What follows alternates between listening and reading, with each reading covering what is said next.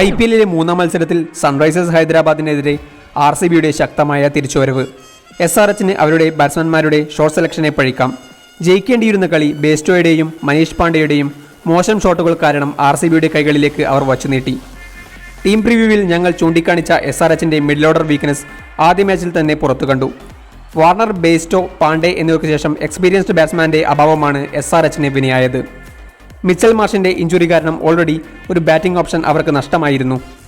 യുസ്വേന്ദ്ര ചഹലാണ് എല്ലാ സീസണുകളിലെയും പോലെ മത്സരത്തിലേക്ക് RCBയെ തിരിച്ചു കൊണ്ടുവന്നത്. മനീഷ് പാണ്ഡെ, ജോണി ബേസ്റ്റോ, വിജയ് ശങ്കർ എന്നിവർ ചാഹലിൻ്റെ തന്ത്രത്തിന് മുന്നിൽ മടങ്ങി.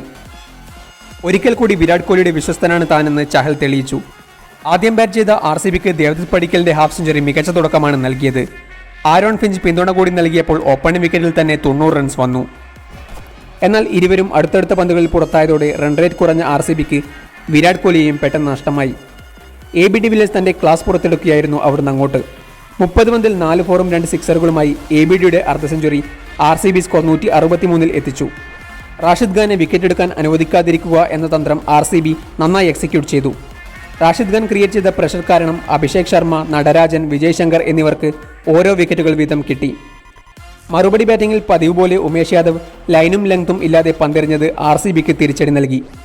ഭാഗ്യം കൊണ്ട് മാത്രമാണ് ഡേവിഡ് വാർണറുടെ വിക്കറ്റ് റണ്ണൌട്ടിൻ്റെ രൂപത്തിൽ അവർക്ക് കിട്ടിയത്. മനീഷ് പാണ്ഡെ, ബേസ്റ്റോ കൂട്ടുകെട്ട് സൺറൈസേഴ്സ് ഹൈദരാബാദിനെ കരകയറ്റി. അർദ്ധ സെഞ്ചുറി പിന്നിട്ട ജോണി ബേസ്റ്റോയും മനീഷ് പാണ്ഡെയും ചേർന്ന് SRHനെ വിജയത്തിലേക്ക് നയിക്കും എന്ന് തോന്നിച്ച ഘട്ടത്തിലാണ് ചാഹൽ മത്സരത്തിൽ നിർണായക ശക്തിയായത്. മധ്യനിരയിലെ വീക്ക്നെസ് പരിഹരിച്ചില്ലെങ്കിൽ SRHന് മുന്നോട്ടുള്ള പോക്ക് ദുഷ്കരമാകും. RCBക്കും ഫീൽഡിങ്ങിലും ബൗളിങ്ങിലും ഒട്ടും ആശ്വാസകരമല്ല കാര്യങ്ങൾ. എങ്കിലും വിലപ്പെട്ട 2 പോയിന്റുകൾ അവർക്ക് സ്വന്തം.